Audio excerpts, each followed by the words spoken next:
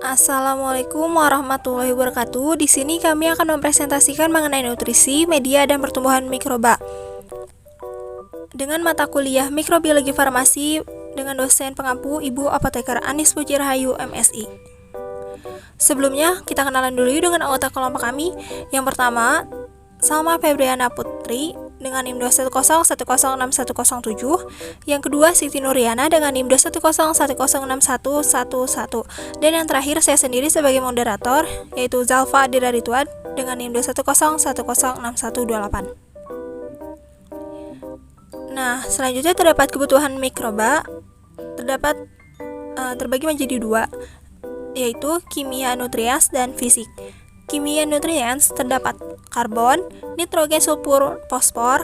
Yang ketiga, trace elemen. Yang keempat, oksigen. Dan yang terakhir, organic growth factor. Dan yang kedua, terdapat fisik. Fisika seperti suhu, pH, dan tekanan osmotik. Selanjutnya, terdapat kebutuhan kimia atau nutrien. Nutrien merupakan nutrisi bahan kimia yang dibutuhkan untuk sintesis bahan kimia yang ada dalam sel hidup seperti air, karbon, NSP, oksigen, trace elemen, dan yang terakhir growth factor atau vitamin.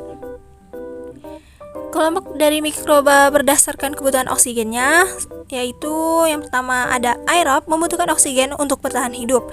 Yang kedua, anaerob, obligat, tidak membutuhkan oksigen dan dapat terbunuh oleh keberadaannya. Dan yang terakhir, organisme fakultatif, dapat hidup tanpa oksigen. Dan yang keempat, mikrofil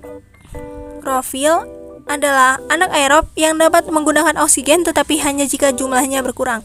Dan yang terakhir, anaerob, aerotoleran, dapat mentoleris oksigen dan tumbuh di hadapannya meskipun mereka tidak dapat menggunakannya. Baik, selanjutnya ada biofilm. Biofilm adalah kumpulan sel mikroorganisme, khususnya bakteri, yang melekat di suatu permukaan biologis ataupun benda mati dan diselimuti oleh pelekat karbonhidrat yang diproduksi oleh bakteri. Biofilm berada dalam matriks yang terdiri dari polisakarida yang mengandung DNA dan protein, yang secara informal disebut blender. Selanjutnya ada media kultur mikroba.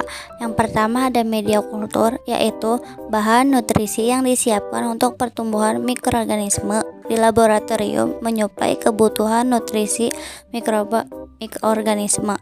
Yang kedua ada chemically definite media, yaitu media yang mengandung bahan kimia yang ditentukan.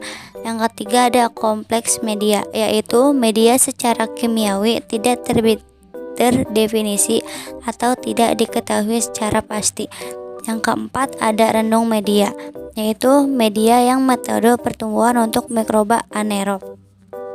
Untuk selanjutnya ada macam-macam media mikroba. Yang pertama ada selective media, yaitu mengandung senyawa penghambat pertumbuhan organisme yang tidak diinginkan. Yang kedua ada differential media, yaitu mengandung senyawa indikator untuk mendeteksi produk metabolisme tertentu.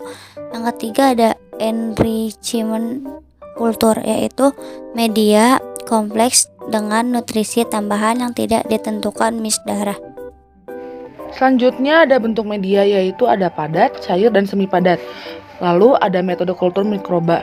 Yang pertama ada koloni, yang kedua ada piring bergaris, yang ketiga ada memperoleh kultur murni atau isolasi mikroba atau secara aseptik.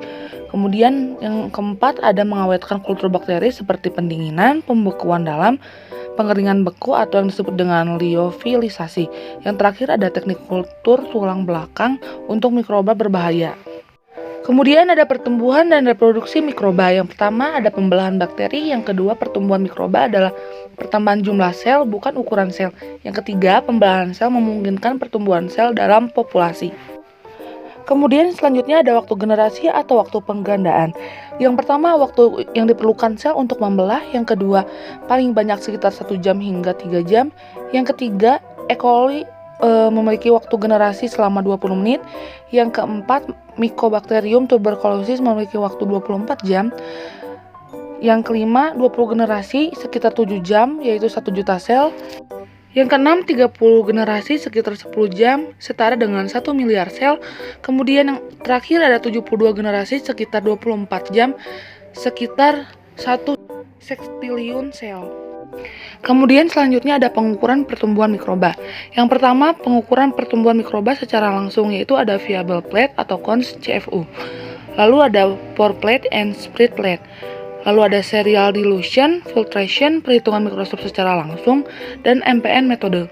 Yang kedua ada perkiraan jumlah mikroba melalui metode tidak langsung. Yang pertama ada turbidity, yang kedua ada aktivitas metabolik, yang ketiga ada berat kering. Sekian presentasi yang dapat kami sampaikan, kurang lebihnya mohon maaf. Wassalamualaikum warahmatullahi wabarakatuh.